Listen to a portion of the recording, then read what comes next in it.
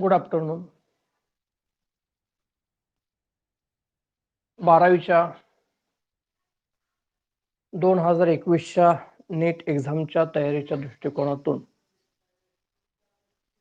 आपण crash course पाहत आहोत आणि त्याच्यामध्ये आज आपला जो चॅप्टर आहे तो सिस्टीम ऑफ पार्टिकल्स आणि रोटेशनल मोशन. आणि या चॅप्टरचा थोडक्यात आढावा आणि त्याच्यातले काही एमसीक्यू, टिपिकल एमसीक्यू जे प्रिव्हियस इयरला विचारलेले आहेत असे काही एमसीक्यू आपण रिवाइज करणार आहोत. तर थोडक्यात सुरुवातीला आपण याचा आढावा घेऊ. आता रोटेशनल मोशन ही रिजिड बॉडीशी रिलेटेड आहे. रिजिड बॉडी म्हणजे काय, तर the body in which distance between any two particles in that body always remains constant even if the forces are applied on it. बॉडीवर किती फोर्स अप्लाय केला तरी त्याच्यामध्ये कसलाही बदल होत नसते, बॉडी डिफॉर्म होत नसते, no change in its dimension, no change in its shape, then that body is called as a rigid body. आता अशा प्रकारची जी रिजिड बॉडी आहे ते एका विशिष्ट ऍक्सिस ऑफ रोटेशन भोवती जेव्हा फिरत असते तेव्हा ती जी मोशन असते त्याला आपण रोटेशनल मोशन असं म्हणतो. आता मेजॉरिटी बॉडीच्या रोटेशनल मोशनचा अभ्यास करत असताना हा ऍक्सिस ऑफ रोटेशन महत्वाचा आहे, line along which the body is fixed. आणि ज्याच्या हे फिक्स लाईन असते त्या लाईन भोवती काय बॉडी फिरत असते. फॉर एक्झाम्पल अर्थ असेल तर अर्थ ज्या ऍक्सिस भोवती फिरते त्याला आपण पृथ्वीचा काय म्हणतो, ऍक्सिस ऑफ रोटेशन असं म्हणत असते. लक्षात येतंय. आता त्यानंतर body consist of an number of particles. या बॉडीमध्ये जेव्हा बॉडीच्या रोटेशनल मोशनचा आपण विचार करतो तेव्हा बॉडीमध्ये एन नंबर ऑफ पार्टिकल्स असतात. There are so many particles and these particles are different distances from the axis of rotation. When the body rotates, then particle also rotates, but particles motion is a circular motion. When body performs rotational motion, then particles in that body, except the particles along the axis of rotation, axis of rotation वरचे particles सोडून बाकीचे कुठल्या motion मध्ये असतात, circular motion perform करत असतात. आता rotational motion मध्ये सगळ्यात महत्वाचं म्हणजे आपल्याला माहित पाहिजे तो म्हणजे centre of mass of the body. आता सेंटर ऑफ मास म्हणजे काय, तर समजा अशा प्रकारची एक बॉडी आहे तर ज्या ठिकाणी त्या बॉडीचं जास्तीत जास्त मास एकवटलेला आहे त्या ठिकाणी त्या बॉडीचा कोण असतो, सीएम असतो. The point at which whole mass of the body can be suppose to be concentrated, that point is called as centre of mass of that body. आता हा जो सेंटर ऑफ मास आहे हा सेंटर ऑफ मास एका rigid बॉडीचा झाला, पण जेव्हा तो टू पार्टिकल सिस्टीम आणि एन पार्टिकल सिस्टीमचा सेंटर ऑफ मास विचारला जातो. आता याच्यामध्ये तसं जर विचार केला तर मेजॉरिटी जर तुम्ही सगळे प्रश्न पाहिले असतील तर लक्षात येईल तुमच्या एनटीच्या सिलेबसमध्ये किंवा कुठल्याही नीट जेईच्या सिलेबसमध्ये सेंटर ऑफ मास हा टू पार्टिकल सिस्टीमचाच आहे. एन पार्टिकल सिस्टीमचा सेंटर ऑफ मास शक्यतो तुम्हाला विचारलेलं नाही. मग हे जर मास M1 असेल, हे मास M2 असेल आणि या ठिकाणी आपण रेफरन्स कोऑर्डिनेट सिस्टीम घेतली आणि M1 मास त्याचा पोझिशन वेक्टर R1 असेल, M2 मासचा पोझिशन वेक्टर R2 असेल, तर सेंटर ऑफ मास जो दोघांच्या मध्ये कुठेतरी या ठिकाणी असणार आहे तो सेंटर ऑफ मास त्याचा पोझिशन वेक्टर जो आहे तो कसा लिहितो आपण, तर M1 R1 plus M2 R2 divided by M1 plus M2 हा झाला position vector of that centre of मास.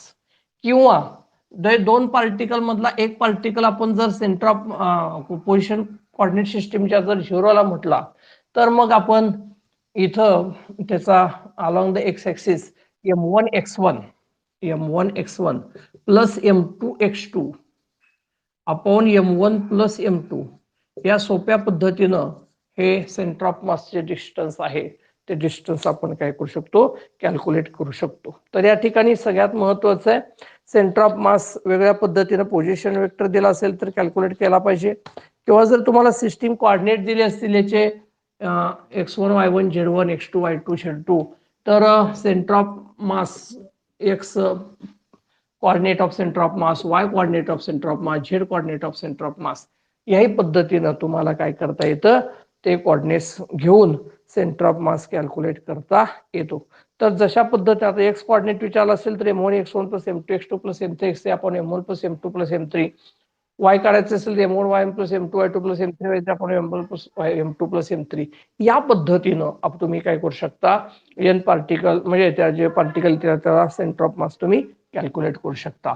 आता याच्यासाठी पोझिशन वेक्टर दिला असेल, वेक्टर फॉर्म मध्ये दिला असेल तर पोझिशन वेक्टर काढा, डायरेक्ट डिस्टन्स काढा किंवा अर्थ आणि सन याच्यामध्ये डिस्टन्स दिलेलं आहे तर त्याच्यामधलं सेंटर ऑफ मास अर्थ पासून किती अंतरावर असेल.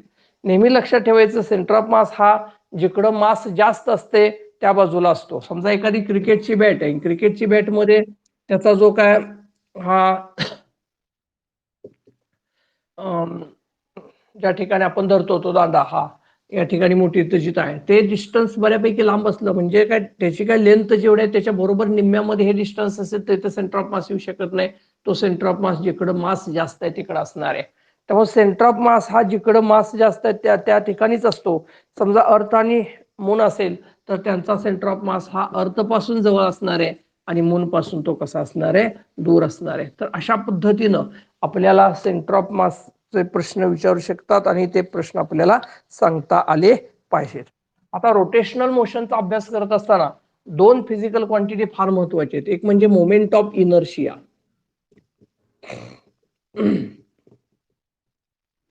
आणि दुसरे रेडियस ऑफ गायरेशन. आता मोमेंट ऑफ इनर्शिया म्हणजे काय, एखादी रिजिड बॉडी एखाद्या ऍक्सिस भोवती फिरत असेल तर त्या बॉडीमध्ये असणारे body consist of n number of particles. त्याच्यामध्ये n नंबर ऑफ पार्टिकल्स आहेत. समजा हा पार्टिकल m1 मास असलेला आहे तो r1 अंतरावर आहे, m2 मास असलेला पार्टिकल r2 अंतरावर आहे, m3 मास असलेला पार्टिकल r3 अंतरावर आहे, m4 मास असलेला पार्टिकल r4 अंतरावर आहे आणि लास्ट mn मास असलेला पार्टिकल rn अंतरावर आहे.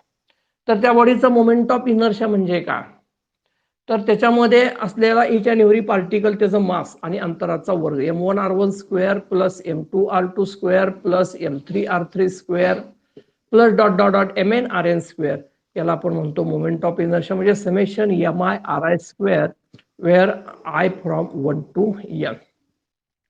तर अशा पद्धतीनं त्या बॉडीमध्ये असलेल्या सगळ्या पार्टिकलचं मास आणि तो पार्टिकल एक्स ऑफ रोटेशन पासून ज्या परपेंडिक्युलर डिस्टन्सवर आहे त्या अंतराचा वर्ग मास गुणिले अंतराचा वर्ग म्हणजे त्या बॉडीचा काय मिळतो आपल्याला मोमेंट ऑफ इनर्शिया मिळत असतो. अर्थात आपण मोमेंट ऑफ इनर्शिया कॅल्क्युलेट करण्यासाठी काय करतो, कुठलीही रिजिड बॉडी आहे त्याच्यामध्ये छोटे छोटे पार्टिकल शोधत बसत नाही, त्याच्यामध्ये एक छोटासा डीएम मास असलेला पार्टिकल घेतो. डीएम मास असलेला पार्टिकल किती अंतरावर फिरतो, समजा आर अंतरावर फिरतो तर या डीएम मासचा सुरुवातीला मोमेंट ऑफ इनर्शिया काढतो आर स्क्वेअर डीएम. ओके.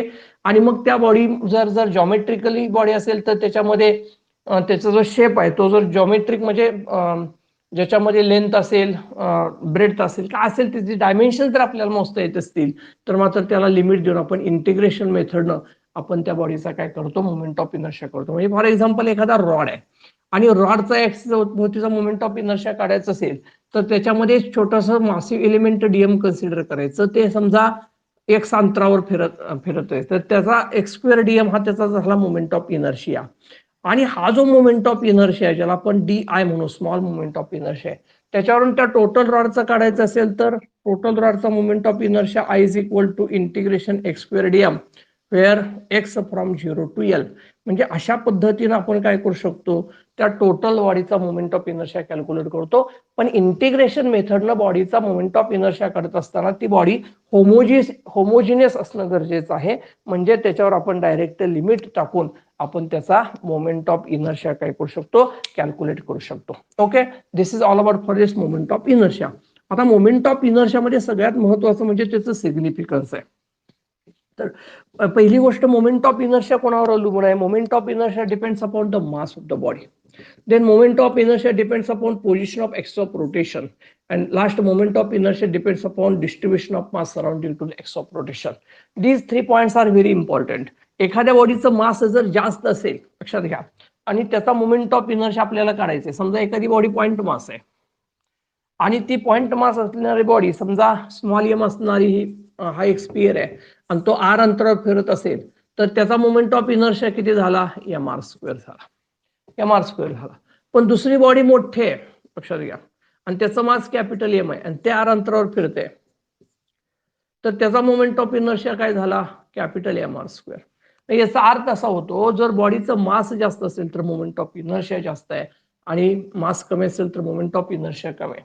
तसंच what is the position of x of rotation?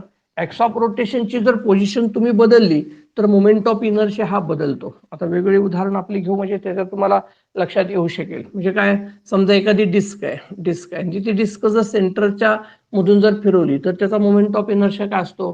mr²/2. बरोबर आहे.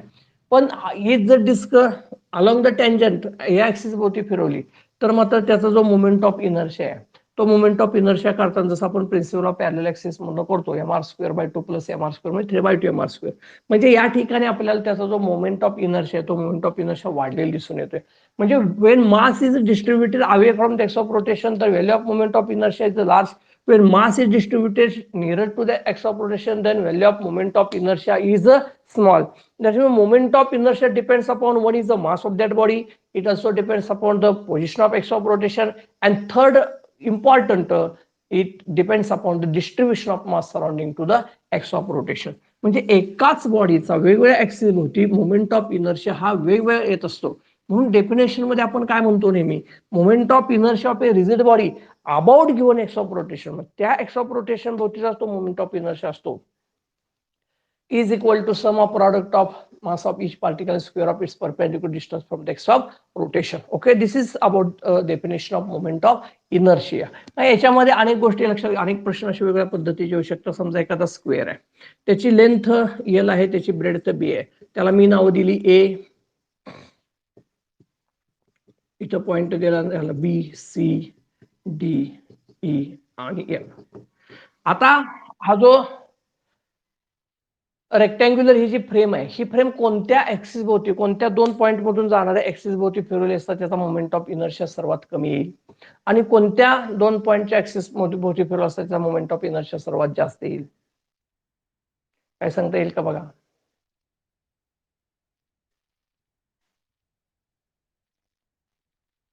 ठीक आहे, आपल्याकडे वेळ कमी आहे, मी सांगतो. तर ऍक्सिस जर इथं घेतला आपण बी आणि ई मधून, तर बघा मास हे जवळ झाली तर मोमेंट ऑफ इनर्शियाची व्हॅल्यू मिनिमम येणार, मोमेंट ऑफ इनर्शिया हा मिनिमम येणार आहे. आणि ऍक्सिस इथं घेतला किंवा इथं घेतला, लक्षात घ्या, आणि अशी जर बॉडी फिरवली तर मात्र मोमेंट ऑफ इनर्शिया कसा येणार आहे?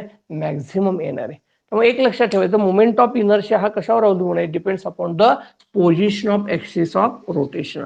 ऍक्सिस ऑफ रोटेशनची पोझिशन बदलली तर मोमेंट ऑफ इनर्शिया काय होतो? चेंज होत असतं. This is all about for this moment of inertia. Next, we are going to study about the radius of gyration. Now, what do we mean by radius of gyration?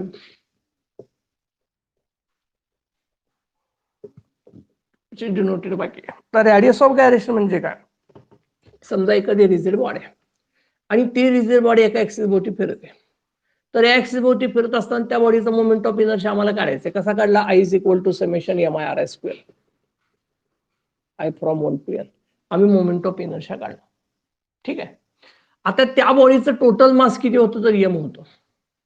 तर M मास असलेला आम्ही point body घेतली, point mass, त्या body एवढंच मास आहे M, आणि तेवढाच जेवढा हा मोमेंट ऑफ इनर्शिया आलाय, सगळे पार्टिकल लक्षात घेऊन अलॉंग अकॉर्डिंग टू डेफिनेशन, तेवढाच मोमेंट ऑफ इनर्शिया येण्यासाठी हे मास एक्स ऑफ रोटेशन पासून किती अंतरावर फिरवलं असता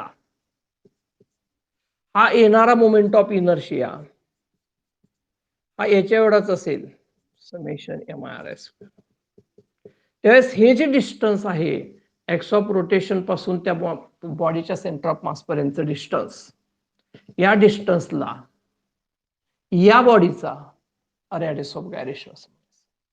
म्हणजे रॅडियस ऑफ गायरेशन म्हणजे काय? रॅडियस ऑफ गायरेशन सुद्धा मोमेंट ऑफ इनर्शियानुसार एक्स ऑफ रोटेशनच्या पोझिशनवर अवलंबून असतोच. मग रॅडियस ऑफ गायरेशन म्हणजे काय मित्रांनो? तर it is the distance, it is the distance between axis of rotation and the point at which whole mass of the body can be suppose to be concentrated.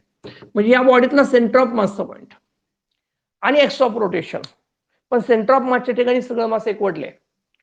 It is the distance between x of rotation and the point at which whole mass of the body can be supposed to be concentrated so as to possess same moment of inertia as that of body about same x of rotation. म्हणजे त्याच x of rotation भोवती त्या बॉडीचा जो काय according to definition moment of inertia येतो, तेवढाच moment of inertia येण्यासाठी त्या बॉडीला पॉइंट मास समजून ते मास किती अंतरावर फिरवलं असता तेवढा मोमेंट ऑफ इनर्शिया येतो, त्या अंतराला त्या बॉडीचा रेडियस ऑफ गायरेशन असं आपण म्हणतो. मग रेडियस ऑफ गायरेशन म्हणजे I is equal to M K square, मग K is equal to under root I upon M. आणि प्रत्येक बॉडीचा हा रेडियस ऑफ गायरेशन आपल्याला माहित असणं गरजेचं आहे. लक्षात येतं किंवा मोमेंट ऑफ इनर्शिया आणि रेडियस ऑफ गायरेशन वरच सगळा जो आपला चॅप्टर आहे तो चॅप्टर काय होतोय फिरतोय. आता याच्यामध्ये एखादी बॉडी आहे आणि एखादी बॉडी जेव्हा अशा पद्धतीनं एका ठिकाणून दुसऱ्या ठिकाणी जाते, ए पॉईंट पासून बी पॉईंट पर्यंत जाते, तेव्हा त्याची जी मोशन आहे ती कुठली मोशन आहे, त्याची लिनियर मोशन, त्याला आपण ट्रान्सलेशनल मोशन असं म्हणतो. आणि ट्रान्सलेशनल मोशन मध्ये बॉडीची जी कायनेटिक एनर्जी ऑफ ट्रान्सलेशनल काय असते, 1/2 mv². इथं व्ही म्हणजे काय, व्हेलॉसिटी कोणाची, बॉडीची व्हेलॉसिटी म्हणजे कोणाची, तर त्या बॉडी मधल्या सेंटर ऑफ मासची व्हेलॉसिटी असते. लक्षात ठेवा, सगळ्यात महत्वाचा पॉईंट आहे. रोटेशनल मोशन मध्ये आपल्याला जर इतर ठिकाणी आपण हे कर, कारण इथं 3 प्रकारचे मोशन आपल्याला कन्सिडर करायचे, एक translational, pure translational motion, pure rotational motion आणि रोलिंग मोशन. या तिन्ही मध्ये आपल्याला बऱ्याच वेळेला वेगळ्या पद्धतीने प्रश्न विचारले जातात आणि आपल्याला हे माहित पाहिजे. तर ट्रान्सलेशनल कायनेटिक एनर्जी आम्ही जेव्हा विचारात घेतो तेव्हा ती जी व्हेलॉसिटी असते ती कोणाची व्हेलॉसिटी असते, तर बॉडीची म्हणजे बॉडीच्या सेंटर ऑफ मासची व्हेलॉसिटी असते. म्हणजे सेंटर ऑफ मासचा पॉईंट जो बॉडी मधला ज्या व्हेलॉसिटीने जात असतो ना, ती जी व्हेलॉसिटी असते ती व्हेलॉसिटी तिची असते. पण तीच बॉडी जेव्हा रोटेशनल मोशन मध्ये फिरत असते एखाद्या ऍक्सिस भोवती, तर रोटेशनल मोशन मध्ये बॉडी फिरत असताना त्या ठिकाणची velocity that is the angular velocity. लक्षात घ्या, ही बॉडी ऍक्सिस भोवती फिरते, ही अँग्युलर व्हेलॉसिटी आहे. आणि अँग्युलर व्हेलॉसिटी लक्षात घेऊन त्या बॉडीची जी कायनेटिक एनर्जी, ज्याला आपण कायनेटिक एनर्जी रोटेशनल असं म्हणतो, 1/2 I⍵². आता आपण कायनेटिक एनर्जी एक्सप्रेशन कडे जायची गरज नाही. आता तर बोर्डाची परीक्षा तुमची रद्द झालेली आहे, त्यामुळे तुम्हाला आनंद व्यक्त करायला हरकत नाही. आता आपल्याला त्याच्या खोलात जायची पण गरज नाही. आता एक्सप्रेशन कुठली पाठ करायची गरज नाही, पण फॉर्म्युले मात्र सगळे आपल्याला लक्षात ठेवणं गरजेचं. आता हे फॉर्म्युले कसे ठेवायचे तेही तुम्हाला सांगितले. समवाय एनॉलॉजी तुम्हाला माहित आहे का, ज्या ठिकाणी लिनियर मध्ये एस असते त्याच ठिकाणी रोटेशनल मध्ये कोण आहे, थीटा आहे. व्हेलॉसिटी असेल तर अँग्युलर व्हेलॉसिटी ओमेगा, ऍक्सिलरेशनला angular acceleration alpha, mass is replaced by moment of inertia. This is the physical significance of moment of inertia. ही तुम्हाला म्हणजे जाता जाता सांगतो, आता सगळं एक्सप्लेन करायला वेळ किती आहे जेवढं तसं एक्सप्लेन करायचं म्हटलं तर 2-3 तास याच्यावर आपल्याला बोलता येईल. तर मोमेंट ऑफ इनर्शिया म्हणजे काय, म्हणून त्याला आपण रोटेशनल इनर्शिया असं म्हणतो. जे लिनियर मध्ये जे मास रिप्रेझेंट झालेलं आहे ते रोटेशनल मध्ये कोण काम करतं, मोमेंट ऑफ इनर्शिया. लिनियर मध्ये फोर्स आहे त्या ठिकाणी रोटेशनल मध्ये कोणाची गरज आहे, टॉर्क आहे. लिनियर मध्ये लिनियर मोमेंटम, त्या रोटेशनल मध्ये कोण आहे, अँग्युलर मोमेंटम. लक्षात येत आहे.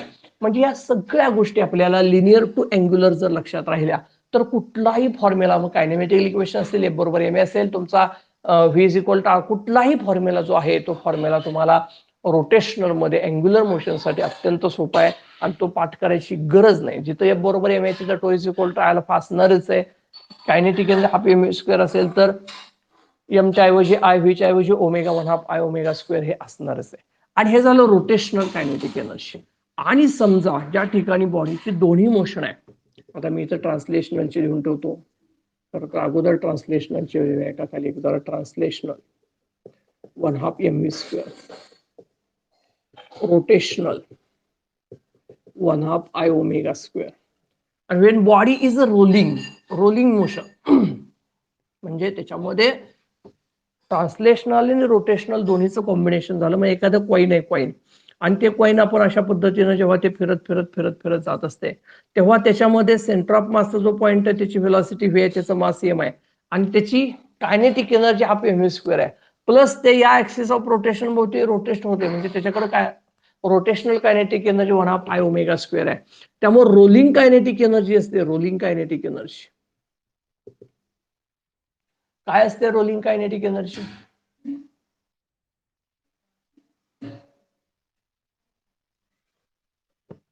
आता rolling kinetic energy 1/2 mv² into 1 + k²/r². आता हा फॉर्म्युला ज्यावेळेस आपल्याला mv च्या भाषेत लिहिता येईल तेव्हा कसं लिहितो, 1/2 I म्हणजे काय, I is equal to mk², आणि ओमेगा म्हणजे काय, v²/r². म्हणजेच हा फॉर्म्युला कसा येईल बघा, कायनेटिक एनर्जी रोटेशनलचा kinetic energy rotational 1/2 mv square into काय आलं k² बाय r². हे 3 फॉर्म्युलेचं कंपॅरिझन फार महत्वाचं आहे. या 3 फॉर्म्युलेचं कंपॅरिझन फार महत्वाचं आहे, तुमच्या लक्षात यायला काय हरकत नाही. लक्षात ठेवा 1/2 mv² तुम्हाला मिळते काय translational kinetic energy. 1/2 mv² k² by r², k² by r² वाढलं तर लक्षात ठेवा ती झाली रोटेशनल कायनेटिक एनर्जी. आणि या दोघांची बेरीज केली 1/2 mv² कॉमन काढलं तर 1 + k² बाय r² ही झाली रोलिंग कायनेटिक एनर्जी. त्याला आपण काय म्हणतो रोलिंग कायनेटिक एनर्जी. आणि जर तुम्ही नीट लक्षात घेतलं बऱ्याच वेळेचे रेशो तुम्हाला विचारले जातात kinetic energy translational to rotational to rolling, कुठली पर्सेंट एनर्जी कायनेटिक आहे कुठली पर्सेंट रोटेशनल आहे, अनेक प्रश्न आहेत. आता जेवढं तुम्हाला हे फॉर्म्युलावरती नुसतं लक्षात ठेवणार प्रॉब्लेम सोडवणार तेवढं जास्त किचकट आणि जास्त वेळ जातो. पण थोडंसं तुम्ही कॉन्सेप्ट जर क्लिअर करून लक्षात ठेवलं तर याच्यासारखं सोपं दुसरं काय असणार नाही. लक्षात घ्या. आता या तिन्हीचं जर कंपॅरिझन आपण केलं काय kinetic energy translational as to kinetic energy rotational as kinetic energy rolling. तर या 3 फॉर्म्युल्याचा रेशो घेतल्यानंतर तुमच्या लक्षात येईल याच्यातून याच्या रेशो मध्ये फक्त k² बाय r² राहते, याच्यातून याच्या रेशो मध्ये 1 + k² बाय r² राहते. म्हणजे 1 k² bye r²1 + k² by r². अत्यंत महत्वाचा फॉर्म्युला या ठिकाणी तयार होतो. व्हेरी इम्पॉर्टंट फॉर्म्युला आपण म्हणूया. पण याच्यामध्ये बऱ्याचशा गोष्टी तुम्हाला लक्षात ठेवायची गरज लागत नाही. बघा काही विचारू दे तुम्हाला, जर विचारलं काय एखाद्या डिस्कचा त्याच्या ओन ऍक्सिस भोवती काय ट्रान्सलेशनल कायनेटिक एनर्जी आणि रोलिंग कायनेटिक एनर्जीचा रेशो काय असेल. एखाद्या डिस्कचा समजा ही डिस्क आहे आणि डिस्क त्याच्या ऍक्सिस भोवती फिरते, मग त्याच्या ऍक्सिस भोवती फिरत असताना ही झाली रोटेशनल कायनेटिक एनर्जी. आणि तीच डिस्क जेव्हा अशा पद्धतीने रोल होत जाते तेव्हा रोलिंग कायनेटिक एनर्जी. मग ट्रान्सलेशनल टू रोटेशनल त्या डिस्कच्या कायनेटिक एनर्जीचा रेशो काय असेल बघा kinetic energy translational upon kinetic energy rotational. आता या ठिकाणी हा रेशो काय 1:1 + k² बाय r². म्हणजे डिस्कचा तुम्हाला फक्त k² बाय r² माहित पाहिजे. आता मी तुम्हाला नेहमी सांगितले प्रत्येक बॉडीचा मोमेंट ऑफ इनर्शियाचा फॉर्म्युला किंबहुना k² बाय r² चा पाठ करून ठेवा. k² बाय r² पाठ केलं ना बस बाकी काही गरज लागत नाही. मोमेंट ऑफ इनर्शिया पण लक्षात येतो, बऱ्याचशा गोष्टी लक्षात येतात. आता जर तुम्ही डिस्कचा बघितला तर डिस्कचा त्याचा ओन ऍक्सिस भोवती मोमेंट ऑफ इनर्शियाचा फॉर्म्युला काय रे पटकन टाईप करते का कोण. डिस्क त्याच्या ओन ऍक्सिस भोवती फिरत असते तेव्हा अशी डिस्क फिरत असते तेव्हा मोमेंट ऑफ इनर्शियाचा फॉर्म्युला काय अरे डिस्कचा mr² डिस्कचा mr²/2 लक्षात येते का. डिस्कचा किती असतो 1/2 mr². लक्षात घ्या. मग या ठिकाणी k² बाय r² किती येणार डिस्कचा अरे 1/2 mr² बरोबर mk². मग k² बाय r² काय येणार k² बाय r² 1/2. म्हणजे इथं जी मल्टिप्लाइड काय किंमत असते समजा स्पिअरचा आपण मोमेंट ऑफ इनर्शिया लिहितो 2/5 solid स्पिअरचा 2/5 mr². k² by r² किती 2/5. लक्षात घ्या. म्हणजे तो जो काय mr² ला मल्टिप्लाय बाय न्यूमेरिकल व्हॅल्यू आहे that is the k² by r². मग आता इथं लक्षात घ्या इथं किती सोपं आहे 1/1 + 1/2 म्हणजे काय येईल इथं 3/2 आलं. म्हणजे हा रेशो किती झाला 2/3 आला. म्हणजे अशा पद्धतीनं तुम्हाला कशाचाही विचारला समजा तुम्हाला स्पिअरचा विचारला असेल तर इथं 2/5 येईल. 2/5 आलं तर काय झालं 7/5 म्हणजे उलट झालं 5/7 होईल 5/7. तर अशा प्रकारचे कितीतरी प्रश्न तुम्हाला विचारलेले आहेत. आणि मग याच्यामध्ये हे जे रेशो आहेत kinetic energy translational to the kinetic energy rotational to the kinetic energy rolling हे जे रेशो आहेत हे रेशो लक्षात ठेवण्यासाठी अत्यंत महत्वाचा हा फॉर्म्युला लक्षात ठेवा. फक्त त्याच्या k² बाय r² च्या व्हॅल्यू जर तुम्हाला माहित असतील k² बाय r² च्या व्हॅल्यू जर माहित असतील तर तुम्हाला कायनेटिक एनर्जीचे रेशो लक्षात येतात. पर्सेंटेज कायनेटिक एनर्जी कुठली रोलिंग जास्त आहे का रोटेशनल जास्त आहे का ही तुम्हाला याच्यात नुसतं k² बाय r² च्या व्हॅल्यूवरून आपल्याला सांगता येतं. त्यामुळं पर्सेंटेज काढायचं असेल, त्याचे रेशो काढायचे असतील, तर या गोष्टी फक्त महत्वाच्या लक्षात ठेवा. हे फॉर्म्युला लक्षात ठेवा. 1/2 mv² हा ट्रान्सलेशनलचा आहे. 1/2 mv² ला k² मल्टिप्लाय केलं तर तो रोटेशनलचा झाला, आणि 1/2 mv² ला 1 + k² मल्टिप्लाय केलं तर तो रोलिंगचा झाला.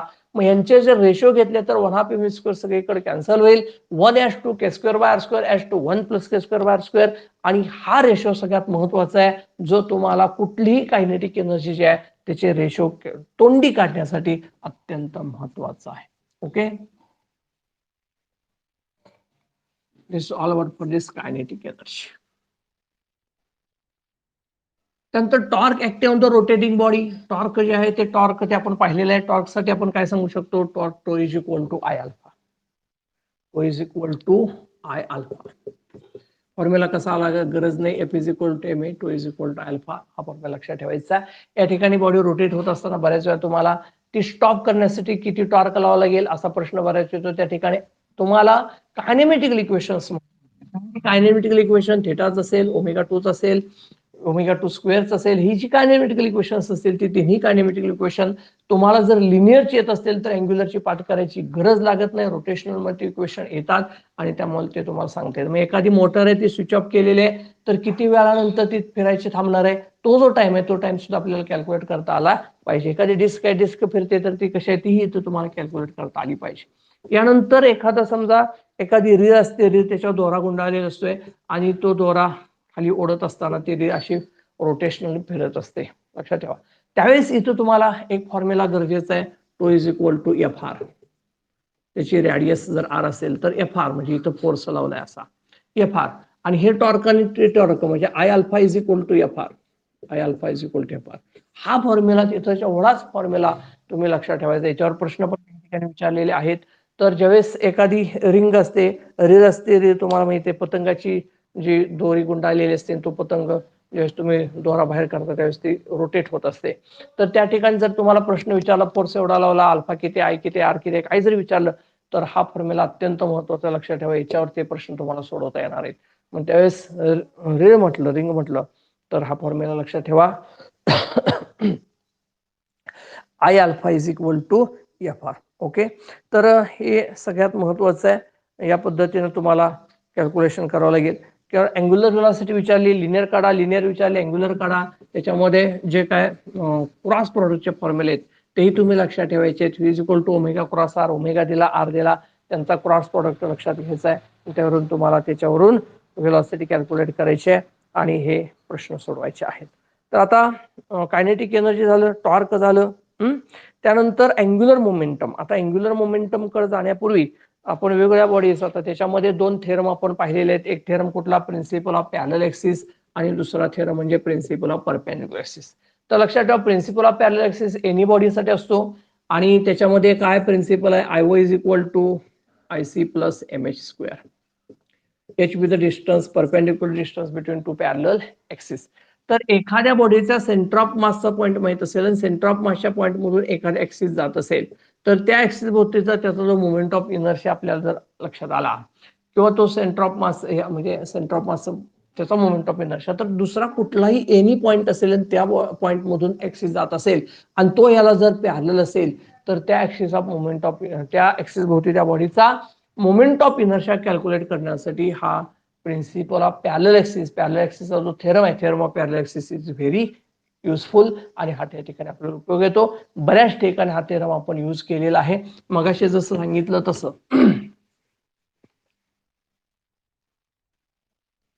समजा एखादा रॉड असेल आणि तो रॉड जर त्याच्या सेंटर मधून जर एखादा ऍक्सिस आपण पास केला, म्हणजे फॉर एक्झाम्पल अशा पद्धतीने रॉड आहे, त्याची लेंथ L आहे आणि त्याचं मास M आहे, त्याच्या सेंटर मधून ऍक्सिस पास केला तर त्याचा मोमेंट ऑफ इनर्शिया किती असतो? त्याचा मोमेंट ऑफ इनर्शिया असतो mL²/12. इथे असतो mL²/12. हे सगळे मोमेंट ऑफ इनर्शिया तुम्हाला पाठ करून ठेवलेच पाहिजे, त्याला पर्याय नाही. सगळं पाठांतर पहिलं करणं गरजेचं आहे. आणि जर ऍक्सिस त्याला पॅरलल ठेवला आणि तो जर 1n पासून घेतला तर या ठिकाणी त्याचा मोमेंट ऑफ इनर्शिया काढायचा असेल तर I is equal to IC plus MH² चा फॉर्म्युला आपण घेऊ शकतो. हा O पॉइंट धरला तर IC किती आहे? mL²/12 प्लस M इंटू हे डिस्टन्स L/2 आणि त्याचा काय होतो? स्क्वेअर. आणि उत्तर येतं ml²/3. तर हा या ठिकाणी आपण काय केलं, IO is equal to IC plus ml², म्हणजे तुम्हाला थेरम ऑफ पॅरलल ऍक्सिस आणि पॅरलल ऍक्सिसचा थेरम वापरून आपण याचा मोमेंट ऑफ इनर्शिया काढला. तसं समजा एखादा सॉलिड स्पिअर आहे, या ऍक्सिस भोवती त्याचा 2/5 असेल तर या ऍक्सिस भोवती किती काढा तुम्ही काढू शकता. लक्षात येतंय? तर थेरम ऑफ पॅरलल ऍक्सिस कुठल्याही बॉडीसाठी यूज होतो. फक्त सेंटर ऑफ मास मधल्या ऍक्सिसचा मोमेंट ऑफ इनर्शिया माहित असेल तर त्याचा टेंजेन्शियल किंवा कुठल्याही पॉईंट मधून जाणाऱ्या ऍक्सिस भोवतीचा मोमेंट ऑफ इनर्शिया आपल्याला त्याच्या सहाय्याने कॅल्क्युलेट करता येतो आणि ही गोष्ट त्याच्यामध्ये सगळ्यात महत्वाची आहे.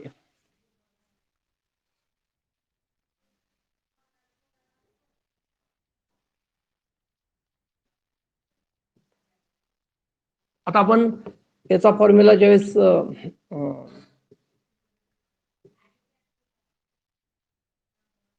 सिलेंडरसाठी यूज करतो तेव्हा सिलेंडरचा ऍक्सिस भोवती काढत असताना लक्षात घेतलं त्याच्यामध्ये एखादी डिस्क आहे, डिस्क याचं आपण मास एलिमेंट म्हणून कन्सिडर करतो आणि या डिस्कचा या ऍक्सिस भोवती काढताना त्याचा अगोदर स्वतःच्या ऍक्सिस भोवती काढतो आणि नंतर parallel axis principle of axis भोवती काढतो.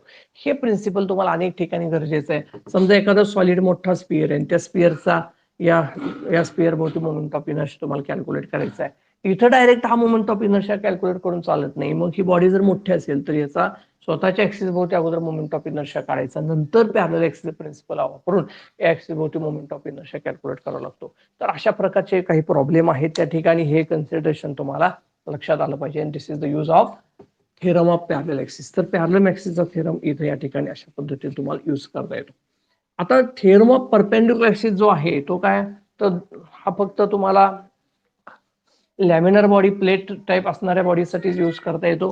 त्याच्यामध्ये परपेंडिक्युलर ऍक्सिसचा मोमेंट ऑफ इनर्शिया त्याच्यामध्ये असलेल्या दोन म्युच्युअली परपेंडिक्युलर ऍक्सिस भोवतीच्या मोमेंट ऑफ इनर्शियाच्या बेरजे एवढे असतो आणि अशा प्रकारचा हा कोण आहे, थेरम ऑफ परपेंडिक्युलर ऍक्सिस आहे. हा फक्त प्लेट टाइप बॉडीसाठी, म्हणजे तुम्हाला एखादी प्लेट असेल किंवा डिस्क असेल तर अशासाठी तुम्हाला, एखादा पत्रा असेल तर अशा बॉडीसाठी तुम्हाला थेरम ऑफ परपेंडिक्युलर ऍक्सिस काय करता येतो, यूज करता येतो. म्हणजे समजा आता त्याचं उदाहरण सांगायचं म्हटलं तर समजा ही डिस्क आहे आणि डिस्कचा या त्याच्या परपेंडिक्युलर ऍक्सिस भोवतीचा मोमेंट ऑफ इनर्शिया माहिती आहे IZ. तर त्याच्यामध्ये दोन ऍक्सिस IX आणि IY, या IX आणि IY किती असेल तर IX आणि IY दोन्ही सेम असतात. IZ IX is equal to IZ/2 आणि मग IZ जर mr²/2 असेल तर तुम्हाला IX किंवा IY हे mr²/4 येतात. मग अशा पद्धतीने तुम्ही काय करू शकता, डिस्कचा त्याच्या about the diameter disc rotate करत असेल तर मोमेंट ऑफ इनर्शिया प्रिन्सिपल किंवा थेरम ऑफ परपेंडिक्युलर ऍक्सिस वापरून तुम्ही काय करू शकता, या डिस्कचा मोमेंट ऑफ इनर्शिया कॅल्क्युलेट करू शकता. ओके, नेक्स्ट लास्ट पॉइंट आहे तो म्हणजे अँग्युलर मोमेंटम. सर्वात महत्वाचा पॉइंट आहे angular momentum. Angular momentum is nothing but the moment of linear momentum. लक्षात घ्या, मोमेंट ऑफ लिनियर मोमेंटमला आपण काय म्हणतो, अँग्युलर मोमेंटम. आणि हा जो अँग्युलर मोमेंटम आहे आणखी दुसऱ्या भाषेमध्ये आपण कसा लिहितो, MVR, MV इंटू आर. तर MVR च्या भाषेमध्ये आपण अँग्युलर मोमेंटम डिफाईन केलेलं आहे किंवा मोमेंट ऑफ लिनियर मोमेंटम, याला पण आपण काय म्हणतो, अँग्युलर मोमेंटम असं म्हणत असतोय. आता अँग्युलर मोमेंटम मध्ये बऱ्याच वेळेला आर दिला तर आर क्रॉस पी करून तुम्हाला त्या ठिकाणी अँग्युलर मोमेंटम काय करता येतो, कॅल्क्युलेट करता येतो. आता अँग्युलर मोमेंटमचा थेरम करायची गरज नाही, पण त्याचा जो काय थेरम म्हणजे कॉन्झर्वेशन ऑफ अँग्युलर मोमेंटमचा भाग आहे हा या ठिकाणी अत्यंत महत्वाचा आहे. अँग्युलर मोमेंटमचं कॉन्झर्वेशन कधी होतं, when no any external torque acting on the body, external torque acting on the body to external is equal to 0, then angular momentum of that body remains constant. म्हणजे अँग्युलर मोमेंटम, आता एलचा दुसरा formula काय, L is equal to I omega, I1 ω1 is equal to I2 ω2. कारण L म्हणजे काय,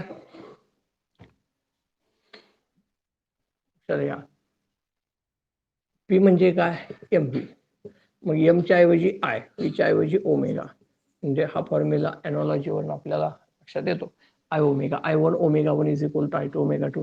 याच्यासाठी अगदी बेस्ट एक्झाम्पल तुम्हाला दिलं होतं, एक मुलगी टर्न टेबलवर उभा आहे आणि रोटेशनल मोशन मध्ये फिरवले तर डंबेल्स म्हणजे मास जेव्हा त्याच्यापासून दूर घेतले जातात तेव्हा त्याचा मोमेंट ऑफ इनर्शिया वाढतो, अँग्युलर व्हेलॉसिटी कमी होते. आणि हे मास जेव्हा बॉडीच्या क्लोज घेतलं जातं तेव्हा मोमेंट ऑफ इनर्शिया कमी होतो आणि अँग्युलर व्हेलॉसिटी वाढते. किंवा डायव्हिंग जे बोर्ड असतात त्याच्यामधून डायव्ह करत असताना त्याच्यामध्ये जम्पिंग मध्ये जास्तीत जास्त रोटेशन पूर्ण करावं बॉडी फोल्ड केली जाते आणि बॉडी फोल्ड केल्यानंतर त्याचे अँग्युलर व्हेलॉसिटी वाढते आणि मोमेंट ऑफ इनर्शिया काय होतो कमी होतो आणि जास्तीत जास्त गिरक्या घेऊन त्याला त्याच्यामध्ये उडी टाकता येते. तर याच्यामध्ये सगळ्यात महत्वाचा हा पॉइंट आहे. याच्यावर बरेचसे एमसीक्यू तुम्हाला आहेत. Conservation of angular momentum I1 omega 1 is equal to I2 omega 2. It is the product of moment of inertia and angular velocity. जर मोमेंट ऑफ इनर्शिया वाढला तर अँग्युलर व्हेलॉसिटी कमी होते, मोमेंट ऑफ इनर्शिया कमी झाला तर अँग्युलर व्हेलॉसिटी वाढते. एकदाच टॉर्क घेऊन रोटेशनल मोशन तयार झालेले आहे, पुन्हा एक्सटर्नल टॉर्क त्या बॉडीवर अप्लाय केलेलं असतं. when no any external torque acting on the rotating body, angular momentum of that body remains constant, and this is nothing but the conservation of angular momentum. आता राहिला एकच पॉइंट, तो म्हणजे काय, तर एखादी बॉडी याच्या एवढ्या उंचीवरून रोटेशनल मोशन मध्ये इन्क्लाइन प्लेनवर जात असेल तर त्या ठिकाणी त्याची जी व्हेलॉसिटी आहे त्याची व्हेलॉसिटी, हा व्हेलॉसिटीचा formula √2gh upon 1 + k²/r². Okay, हा व्हेलॉसिटीचा फॉर्म्युला या ठिकाणी किंवा ऍक्सिलरेशन हा काय असतो g sin θ अपॉन 1 + k²/r². तर हे दोन्ही फॉर्म्युले ऍक्सिलरेशन आणि व्हेलॉसिटीचे अत्यंत महत्त्वाचे आहेत, लक्षात ठेवा. 2gh अपॉन 1 + k²/r² आणि g sin θ upon 1 + k²/r². Acceleration आणि व्हेलॉसिटीचे जे दोन फॉर्म्युले ते अत्यंत महत्त्वाचे आहेत.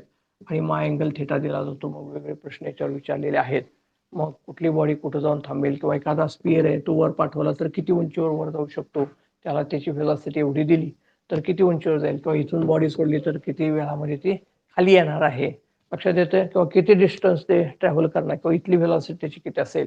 तर या ठिकाणी या गोष्टी म्हणून परत याच्यामध्ये रोलिंग मोशन आहे, त्यानंतर without slipping motion, without slipping आणि स्लिपिंग होत म्हणजे घसरत जात असेल तर त्या ठिकाणी फक्त ट्रान्सलेशनल मोशन लक्षात घ्यायची, आणि जर ते रोटेशनल मध्ये जात असेल तर त्या ठिकाणी रोलिंग मोशन लक्षात घ्यायची. रोटेशनल टू रोलिंग जर काय विचारलं तर मगाचा फॉर्म्युला सांगितलेच आहे, 1:2 k²/r² 1 + k²/r². या त्यांच्या कायनेटिक एनर्जीचे रेशो असतात. आता याला धरून काही प्रॉब्लेम सोडवले तर तुमच्या लक्षात येईल, फक्त तोंडी सांगून काय बऱ्यापैकी लक्षात येईल असं नाही. तर याच्याशी रिलेटेड काही आपण आता प्रॉब्लेम बघूया. इथपर्यंत या चॅप्टरचा बऱ्यापैकी आढावा मी घेतलेला आहे. तुमच्या लक्षात आलंही असेल रोटेशनल मोशन मध्ये आपल्याला काय महत्वाचं आहे, काय काय करायचं आहे. तर हे इन्क्लाइनर प्लेनचे फॉर्म्युले, व्हेलॉसिटीज असेल, ऍक्सिलरेशन असेल पाठ पाहिजे तुमचा, सगळी कायनेमॅटिक इक्वेशन पाठ पाहिजे तुमचे. त्यानंतर रोटेशनल रिलेटेड जे फॉर्म्युले महत्वाचे आहेत, moment of inertia I = summation mr². त्यानंतर radius of gyration k √I/m. त्यानंतर तुम्हाला पॅरलल ऍक्सिसचा theorem I = IC + mh². Perpendicular axis IZ = IX + IY. त्यानंतर kinetic energy translational 1/2 mv², rotational 1/2 mv² k²/r², आणि रोलिंग कायनेटिक 1/2 mv², 1 + k²/r². लक्षात येते. Torque tau = I α, kinetic energy 1/2 I ω², rotational pure साठी formula आहे. त्यानंतर angular momentum L = R × P, angular momentum mvr, angular momentum I ω, आणि conservation of angular momentum याच्यामध्ये external torque active on the body is 0 असेल तर मात्र angular momentum conserve होतो, म्हणजे I1 ω1 = I2 ω2. आणि इन्क्लाइन सरफेस एवढं सगळं आपल्याला जर येत असेल, आणि प्लस तुम्हाला सेंटर ऑफ मासचा जो फॉर्म्युला आहे तो जर एवढं आपल्याला नीट क्लिअर होत असेल तर आपल्याला रोटेशनल मोशनचा कुठलाही जो एमसीक्यू आहे तो एमसीक्यू अवघड जायचा विषय नाही, लक्षात घ्या. कॉन्सेप्ट जेवढे क्लिअर असेल तेवढे प्रॉब्लेम चुटकीसरशी सुटतात. फॉर्म्युले आणि कॉन्सेप्ट या दोन गोष्टी महत्वाच्या आहेत, आणि तेवढं जर आपल्याला आलं तर मग यातला कुठलाही प्रॉब्लेम असू देत तो तुम्हाला अवघड जाणार नाही. आता मेजॉरिटी याच्यावर जर विचार केला तर सो मेनी प्रॉब्लेम तुमच्या पुस्तकामध्ये जवळजवळ 94-95 प्रॉब्लेम त्याच्यामध्ये आहेत. पण मी असं म्हणेन की निदान आपण काय करूया, 2010च्या पुढचे जे प्रॉब्लेम आलेले आहेत आता मागच्या, कारण सतत चेंज मागच्या 33 वर्षापर्यंत पण गेल्याच वर्षातला भाग नाही, या 5-7 वर्षातले मागचे जरी प्रश्न तुम्ही लक्षात घेतले 10 वर्षातले तरी त्या टाईपचे क्वेश्चन तुम्हाला, कारण नवीन सिलेबस नुसार आपल्याला ते क्वेश्चन बघायला मिळतात. तर जरा थोडंसं शेवटून सुरुवात करूया, जे अवघड पार्ट आहे तो लक्षात घ्या. शेवटचा प्रॉब्लेम मी 2019चा जो आहे तो या ठिकाणी बघतोय. एक सॉलिड सिलेंडर आहे, त्याचं मास 2 kg आहे, रेडियस 50 सेंटीमीटर आहे, रोल्स अप द इन्क्लाइनर प्लेन म्हटलेलं आहे. अँगल ऑफ इन्क्लिनेशन हा किती दिलेला आहे, 30 दिलेला आहे. आणि सेंटर ऑफ मास जे स्पीड आहे 4 मीटर पर सेकंद आहे. Distance travel by cylinder on the inclined surface will be. तर बघा, एक सॉलिड सिलेंडर आहे आणि हा सॉलिड सिलेंडर या ठिकाणाहून रोल होत वर जाणार आहे. आता वर जात असताना रोलिंग अप म्हटलेलं आहे आणि किती डिस्टन्स जाऊन तो थांबेल, किती डिस्टन्स वर जाईल असं विचार. Distance travel by the cylinder. या ठिकाणी आणखी एक गोष्ट काय सांगितली बघा, त्याचं जे स्पीड दिले खालून वर जातानाचं इनिशियल स्पीड ते 4 मीटर पर सेकंद. हे जे स्पीड आहे ते कुणाचं स्पीड असतं, हे ट्रान्सलेशनल मोशन मध्ये त्या सेंटर ऑफ मास जो पॉइंट आहे त्या सेंटर ऑफ मासचं जे स्पीड असतं ते 4 मीटर पर सेकंद दिलेलं आहे. त्याचं मास 2 kg दिले. अँगल ऑफ इन्क्लिनेशन θ 30 दिलेला आहे. आता या ठिकाणी सगळ्यात महत्वाचं म्हणजे व्हेलॉसिटी दिली असेल तर ही व्हेलॉसिटी काय असेल, फॉर्म्युला काय, √2gh डिवायडेड बाय 1 + k²/r². आणि हा फॉर्म्युला अत्यंत महत्वाचा व्हेलॉसिटीचा तुम्हाला लक्षात घ्या. मग आता व्ही किती दिलेलं आहे, 4 दिलेलं आहे. त्याचा स्क्वेअर केला, 4चा स्क्वेअर बरोबर 2 × g किती आहे 10. याची आपल्याला कॅल्क्युलेट करता येईल 1 आता k²/r² या सॉलिड सिलेंडरचा किती असणार आहे हो, हा ऍक्सिस असा झाला, परपेंडिक्युलर ऍक्सिस आहे. मग सिलेंडरचा असेल किंवा डिस्कचा असेल त्याच्या ओन ऍक्सिस भोवतीचा असतो तो mr²/2 असतोय. मग k²/r² किती झाला, 1/2 झाला. म्हणजे इथं झालं 3/2 झालं. लक्षात घ्या, हे झालं किती 3/2. आता हे 2 वर गेलं, किती झालं इथं 4 झालं. 4चा वर किती झाला 16. 16/4 गुणिले 3/10 बरोबर h. h किती येतोय बघा बरं, मला वाटतं 1.2 मीटर येतोय. बरोबर आहे ना. h किती येतोय, h हा 1.2 मीटर आला. ओके. मग आता h मिळाल्यानंतर हे डिस्टन्स कॅल्क्युलेट करणं काय अवघड नाही. h इज इक्वल टू काय हो, h is equal to A sine theta. Sine theta बरोबर काय असणार, h/l. h is equal to l sine theta. आपल्याला एल काढायचं, सॉरी, एल बरोबर h/sin थिटा. h 1.2 भागिले sin 30. sin 30 माहिती आहे तुम्हाला. म्हणजे या ठिकाणी तुम्ही 1/2 घेऊन पटकन 12 × 2 = 2.4 तोंडी मिळते. तर याला हा 2.4 म्हणजे 2.4 मीटर हा सिलेंडर वर जाईल.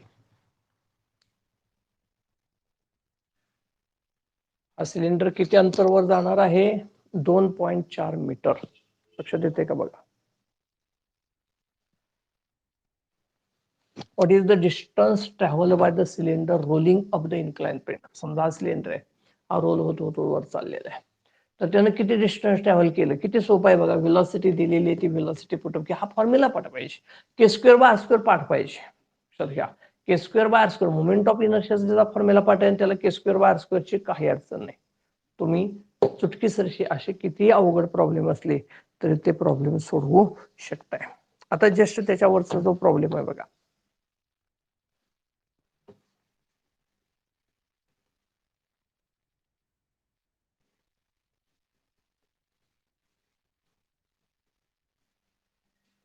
एक डिस्क आहे.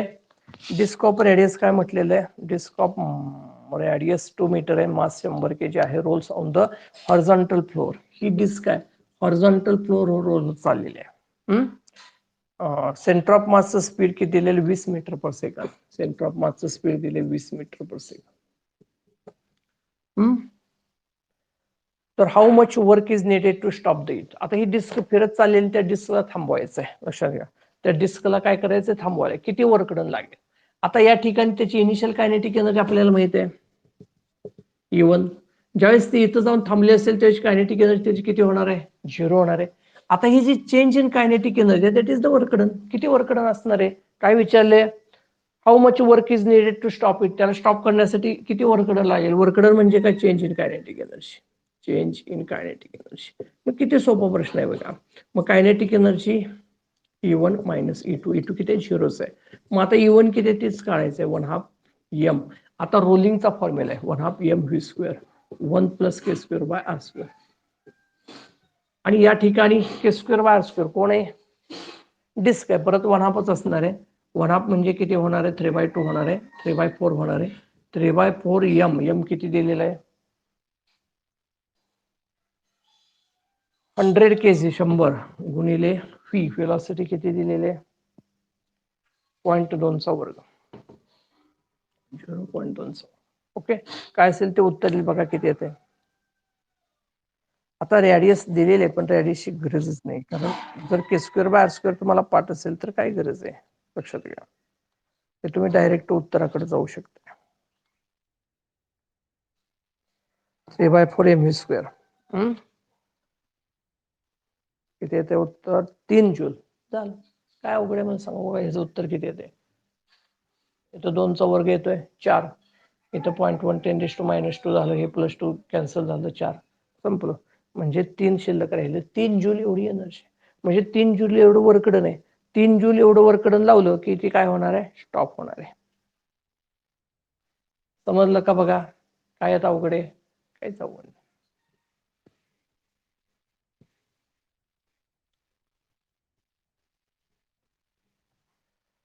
त्याच्यावरचा जो प्रॉब्लेम आहे काय म्हटलेलं आहे, solid sphere is a rolling motion. In rolling motion काय body possesses translational kinetic energy K1, translational kinetic energy K1 आणि as well as rotational kinetic energy K2. The ratio of translational to translational plus rotational म्हणजे rolling, बघा मगाशी सांगितलं होतं, kinetic energy translational to kinetic energy rolling काय ratio असणार आहे, 1:1 + K square by R square. मग kinetic K square by R square ची व्हॅल्यू कोण आहे, सॉलिड स्पियर आहे, स्पियरची K square by R square किती असतो सांगा मला पटकन, कोण सांगते. 2/5. छान, मग 2/5 इथं जर पुटअप केलं तर 1/7/5 होईल, हे उलट 5/7 उत्तर असेल त्याचं, आहे का बघा त्याच्यामध्ये आलं 5:7. आता त्याने बरंच मोठं करून दिले, काय गरज आहे का मला सांगा, काय करायची गरज सुद्धा नाही, तुम्ही त्या पद्धतीने जाऊ सुद्धा नका. साधं सोपं सांगतोय तुम्हाला, kinetic energy translational to kinetic energy rotational आणि कायनेटिक एनर्जी रोलिंग यांचे रेशो फक्त लक्षात ठेवा. आणि मग काय करा, mv स्क्वेअर घ्यायची गरजच नाही, कशाला घ्यायचंय 1/2 mv स्क्वेअर, हे रेशो विचारले की मग एवढंच घ्यायचं असतं. हा जर रेशो तुम्हाला kinetic energy translational to the rotational विचारला असता, kinetic energy translational to the kinetic energy rotational विचारला असता, तर 1/k² बाय आर स्क्वेअर लिहायचा, म्हणजे ती किती झाला असता, किती झाला असता, अगं का झालं असते की नाही. इथं काय 2/5 आहे, 5/2 झाला असतं, संपला विषय. मग प्रश्न कसा विचारलाय ना आपण उत्तर कसं देतो हे सगळ्यात महत्वाचं आहे. उगीच कारण नसताना त्याच्यामध्ये जास्त खोलात जायची, जे दिलंय त्याचा उपयोग करायचा, जे काढायचंय त्याचा उपयोग करायचा, आणि पटपट प्रॉब्लेम अशा पद्धतीने तुम्ही सोडवू शकता, लक्षात ठेवा. आता याच्यामध्ये बघा 13 नंबरचा प्रॉब्लेम कसा आहे, काय म्हटले, disc and sphere of same radius and different masses rolls off two inclined planes, same altitude, height same आहे, लेंथ. त्यानंतर काय म्हटलं, which of the two objects get the bottom. आता बॉटमला खाली कोण जास्त लवकर येणार आहे. आता याच्यासाठी एकच ठिकाणी लक्षात ठेवायचं, मी बऱ्याच हा प्रश्न तुम्हाला सांगितलेला आहे किंवा थिअरीमध्ये शिकवताना सुद्धा सांगितलं होतं, एकाच मासचे रिंग असेल, डिस्क असेल, सिलिंडर असेल, स्पियर असेल, हॉलो स्पियर असेल, तर सगळ्यात आधी कोण येईल, तर कुणावर ऍक्सिलरेशन जास्त आहे, जी साइन थिटा भागिले 1 + K square by R square. जर तुम्हाला के स्क्वेअर बाय आर स्क्वेअर ज्याचा जास्त आहे, के स्क्वेअर बाय आर स्क्वेअर ज्याचा जास्त आहे त्याच्यावर ऍक्सिलरेशन कसं असणार आहे, अर्थातच कमी असणार आहे. आणि ज्याचा के स्क्वेअर बाय आर स्क्वेअर कमी आहे त्याचं ऍक्सिलरेशन कसं आहे, जास्त आहे. त्यामुळे कोण अगोदर आत येईल पटकन सांगता येते, स्पियर अगोदर येणार आहे, कारण स्पियरच्या के स्क्वेअर बाय आर स्क्वेअरची व्हॅल्यू कशी आहे, कमी आहे, 2/5 आहे. आणि तुम्ही जर ह्याची डिस्कची बघितली तर किती आहे, 1/2 आहे. आता 2/5 जास्त का 1/2 जास्त हे कळलं पाहिजे. हे 1/2 म्हणजे 0.5 झालं आणि 2/5 म्हणजे 0.4 झालं, लक्षात घ्या. म्हणजे 0.5 हे जास्त आहे, 0.4 हे कमी आहे. म्हणजे तुम्हाला हे लक्षात आलं पाहिजे के स्क्वेअर बाय आर स्क्वेअर ज्याचा कमी आहे त्याच्यावर ऍसिलरेशन जास्त आहे, के स्क्वेअर बाय आर स्क्वेअर ज्याचा जास्त आहे त्याच्यावर ऍसिलरेशन कमी आहे. म्हणजे ऍसिलरेशन पाहिजे, एनर्जी पाहिजे, व्हेलॉसिटी पाहिजे, के स्क्वेअर बाय आर स्क्वेअर कडे जा. मोमेंट ऑफ इनर्शिया पाहिजे, के स्क्वेअर बाय आर स्क्वेअर कडे जा. के स्क्वेअर बाय आर स्क्वेअर जर सगळ्याचे तुमचे पाठ असतील तर तुम्हाला याच्याशी रिलेटेड कुठलाही प्रश्न कसाही रेशोच्या स्वरूपात कुठली बॉडी अगोदर येईल, काय येईल, इन्क्लाइन सरफेसवरचे हे प्रश्न जे आहे अत्यंत सोपे येतो. चुटकीसारखे सगळे प्रश्न तुम्ही काय करू शकता, सोडवू शकता. याच्यामध्ये विशेष असं काही नाही. आता त्याच्यावरचा हे प्रश्न बघितला तर तुमच्या हेच लक्षात येईल. 12 नंबरच्या क्वेश्चन मध्ये काय म्हटले बघा, ratio of the acceleration for the solid sphere rolling down and without slipping and slipping. आता विदाउट स्लिपिंग आणि स्लिपिंग म्हटले तर स्लिपिंग म्हटलं की ऍसिलरेशनचा फॉर्म्युला फक्त जी साइन थिटा घ्या, कारण तिथं एकच मोशन आहे. स्लिपिंग मध्ये समजा स्लिप होत खाली येत असेल, घसरत येत असेल तर त्या ठिकाणी स्लिपिंग वर ऍसिलरेशन झाले ना तुम्हाला रोटेट फ्रिक्शन मध्ये आपण शिकलोय.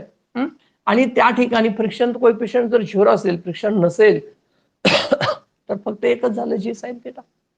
आणि ज्यावेळेस ते रोलिंग मध्ये असतं त्यावेळेस काय असतं, g sine theta divided by 1 plus K square by square. मग याचा रेशो विचारलाय, काय अडचण आहे मला सांगा. परत K square by R square ची व्हॅल्यू पाठ असेल तर हा रेशो काढत असताना 1 plus K square by R square होणार आहे.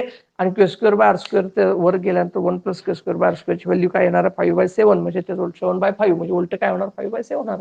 बघा 1 प्लस 2/5 काय येणार, 7/5. मग काय झालं उलट त्याचं, 5/7. संपलं. म्हणजे प्रश्न जर तुम्हाला खरंच नीट सोडवायचे असतील तर के स्क्वेअर बाय आर स्क्वेअर कसे पाठ पाहिजेत. त्याच्यावरचा प्रश्न बघा 11 नंबरचा काय म्हटले बघा, काय small object of uniform disc rolls up. एक रोल ओव्हर रोल होत चाललाय up with velocity V. It reaches to the maximum height. आता हाईट दिलेली आहे त्यांनी काय 3v²/4g. तर ती बॉडी कुठली असेल, हाईट दिलेले 3v²/4g. तर ती बॉडी कोणती असेल. आता व्हीचा फॉर्म्युला आहे, व्हीचा फॉर्म्युला काय हो, 2gh/1 plus K square by R square. आता एच दिलेले त्यांनी, एच किती दिलंय 3v²/4g. 3v²/4g. जीला जी काय झालं कॅन्सर, बे की बे तुम्ही 4. आता व्ही स्क्वेअर बरोबर काय आलं बघा, जी कॅन्सल झालंय 3v² डिवायडेड बाय 2 खाली आलं 1 plus K square by R square. V square V square cancel झालं. 1 plus K square by R square is equal to काय आलं 3/2. म्हणजे के स्क्वेअर बाय आर 3/2 मायनस 1 म्हणजे किती येणार 1/2. K square by R square 1/2 कोणाचं आहे, खाली बॉडी बघायची कुठले, रिंग आहे का सॉलिड स्पियर आहे का डिस्क आहे का हॉलो स्पियर आहे, कोण आहे डिस्क. म्हणजे मला सांगा कुठलाही फॉर्म्युला तुम्हाला जर के स्क्वेअर बाय आर स्क्वेअर पाठ करता आले तर कुठलाही प्रश्न याच्यामध्ये अवघड नाही, लक्षात घ्या. त्याच्यावरचा क्वेश्चन बघा सॉलिड सिलेंडरचा, तो रोल्स डाऊन होतोय. Which body rich the bottom first. खाली कोण जास्त येईल. आता परत ऍसिलरेशनचा विचार करायचा आहे. ज्याचा के स्क्वेअर बाय स्क्वेअर जास्त असेल त्याच्यावर ऍसिलरेशन कमी असणार आहे, ज्याचा के स्क्वेअर बाय स्क्वेअर कमी आहे त्याच्यावर ऍसिलरेशन जास्त आहे, आणि ज्याच्यावर ऍसिलरेशन जास्त आहे ते पटकन खाली येणार आहे. लक्षात येतंय. म्हणजे अशा पद्धतीनं तुम्ही लक्षात घ्या, कुठलाही प्रश्न जर विचारला, कुठलाही प्रश्न याच्यातला आला तर तुम्ही सोडवू शकता. हे रोलिंगचे मी घेतलेत, सेंटर ऑफ मास आपण घेतलेलेच आहेत, त्या पद्धतीने ते सोडवा. जास्तीत जास्त प्रश्न सोडवा. तुम्हाला कुठलाही प्रश्न याच्यातला अवघड जाण्यासारखा नाही. एकही क्वेश्चन सिंगल वन त्यातला क्वेश्चन शिकवल्याच्या बाहेरचा नाही, लक्षात ठेवा. सगळे सोपे आहेत. रोटेशनल असेल, रोलिंग असेल, ट्रान्सलेशन असेल, काही विचारलं असेल तर त्या पद्धतीने तुम्ही सोडवू शकताय. जास्तीत जास्त एमसीक्यू सोडवा. आढावा मी घेतलेले आहेत, काही प्रश्न टिपिकल पण मी आता घेतलेले आहेत. ओके, तर तुम्ही काय करायचंय, आता तुमचा जो वेळ आहे तो जास्तीत जास्त वेळ एमसीक्यू सोडवण्यासाठी द्या. प्रत्येकातले 5-5, 10-10 क्वेश्चन जर तुम्ही सोडवत गेला तर संध्याकाळची टेस्ट तुम्हाला काहीच अवघड जाणार नाही. याच्यामध्ये विशेष असं काही अवघड नाही. एक करा, कुठल्याही चॅप्टरचा फिजिक्सचा अभ्यास करत असताना कुठला चॅप्टर आज आहे तो चॅप्टर बघितले की पहिले फॉर्म्युला लिस्ट आपल्या समोर पाहिजे. आता बऱ्याच वेळा हे पहिल्यापासून मी सांगत आलेलं आहे, फॉर्म्युला बुक तयार ठेवा, फॉर्म्युला बुक तयार ठेवा. आता किती जणांचं तयार आहे मला माहित नाही. तर फॉर्म्युला बुक घेतले सगळे फॉर्म्युले एकदा पाठ करून टाकायचे. एकदा थिअरी मधले महत्वाचे कॉन्सेप्ट फक्त बघत जायचे. आता सांगितलं काय कुठं काय लक्षात ठेवायचं आहे.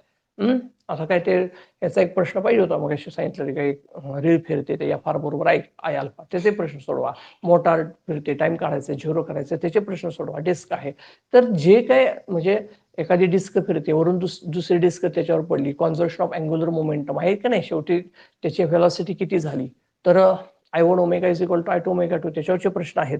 अत्यंत सोपे आहेत. याचा कॉन्सेप्ट क्लिअर करा. कॉन्सेप्ट क्लिअर केल्यानंतर प्रत्येकातले थोडे थोडे थोडे प्रश्न शेवटून सोडवा. आता मी काय म्हणतोय ह्या पुस्तकामध्ये प्रश्न समजा आज 95 प्रश्न आहेत. 95 प्रश्न तुम्हाला सुटतील असं नाही पण काय करायचंय तुम्हाला वेळ सुटतील पण वेळ पाहिजे तर त्यासाठी काय करा शेवटून सोडा. प्रत्येकातले शेवटचे 10 सोडवले गेला बस तुम्हाला त्याच्यामध्ये आयडिया येणार आहे आणि मग तो चॅप्टर तुमचा परफेक्ट होणार. उगीच एकच आर्टिकल घेतलं आणि तेवढंच करत बसलं तर तुमचा एका दिवसात सगळा चॅप्टर होणार नाही. होणं शक्य नाही. आणि फिजिक्ससाठी हा कॉन्सेप्ट महत्वाचा आहे. आता बऱ्यापैकी एका तासात तर मी किती घेणार आहे पण जास्तीत जास्त घेण्याचा मी प्रयत्न केलेला आहे. आता अर्थात ते जास्त त्यातलं अवघड काय वाटतं ते सांगितलं आणि काही टेक्निक तुम्हाला दिलेली किंवा एनर्जीचे रेशो विचारले काय आणखी पर्सेंटेज रेशो तसेच काढायचे आहेत. विशेष असं काही नाही. कायनेटिक एनर्जी कोणाची किती पर्सेंट आहे ते त्या व्हॅल्यूवरनं कळतं आपल्याला कोणाची किती 30% रोटेशनल आहे 70% काय आहे ट्रान्सलेशनल आहे 70% ट्रान्सलेशनल आहे किंवा 30% रोटेशनल आहे हे नुसत्या त्या व्हॅल्यूवरून आपल्याला लक्षात येते. काही सुद्धा अवघड नाही काही सुद्धा अवघड नाही फक्त त्याचे काही प्रॉब्लेम सोडवण्याचा प्रयत्न करा.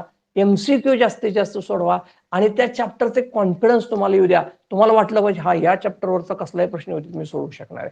आणि रोटेशनल सारखा दुसरा चॅप्टरच नाही मित्र म्हणे फार सोपं आहे फक्त हे डोक्यात पाहिजे तुमच्यासारखं सगळे फॉर्म्युले डोक्यात पाहिजे. वेलॉसिटी फॉर्म्युला इनक्लाइन सरफेसवर आठवत नाही ऍक्सेलरेशनचा फॉर्म्युला आठवत नाही मोमेंट म्हणजे तुम्हाला मोमेंट ऑफ इनर्शिया सगळे फॉर्म्युले पाठ नसतील तर मात्र निश्चितपणे तुम्हाला मग याच्यातले सोडवायला अवघड आहे.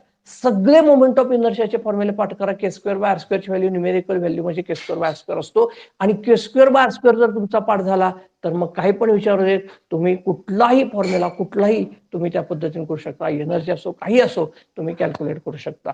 ओके तुम्हाला शुभेच्छा आहेत. वेल डन. आजच्या दिवसात सगळा चॅप्टर पूर्ण करायचा आहे. संध्याकाळच्या टेस्टला सगळ्यांनी आता समजा 26-27 मुलं होते 30 विद्यार्थी 40 विद्यार्थी आपल्या टेस्टला बसले पाहिजे. लक्षात ठेवा सगळ्यांनी जास्तीत जास्त विद्यार्थ्यांनी सहभागी व्हायचं आहे कारण किती मार्क्स पुढे देत तुम्हाला कॉन्फिडन्स त्याशिवाय येणार नाही.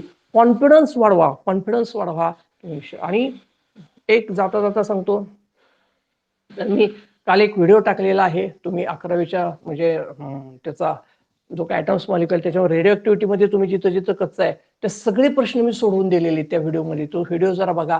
आजचा व्हिडिओ 11वीचा तोही बघा कारण त्याच्यामध्ये मी बऱ्यापैकी जे काय mass is converted into energy आहे म्हणजे फ्युजन आणि फिजनचे सगळे प्रॉब्लेम घेतलेले आहेत तर तेही प्रॉब्लेम तुम्हाला व्हिडिओच्या स्वरूपात मी टाकतो तेही व्हिडिओ बघा म्हणजे जेणेकरून तुमचे कमकुवत पॉईंट्स जे आहेत ते तुमचे काय होतील स्ट्रॉंग होतील आणि तसे प्रश्न आणि कारण ते सोपं आहे एकदा फक्त लक्षात आलं त्याची आयडिया तर फार सोपं असते. फक्त त्याचे एक एक प्रश्न आपले सोडवून होणं गरजेचं आहे. Okay bye good day thanks.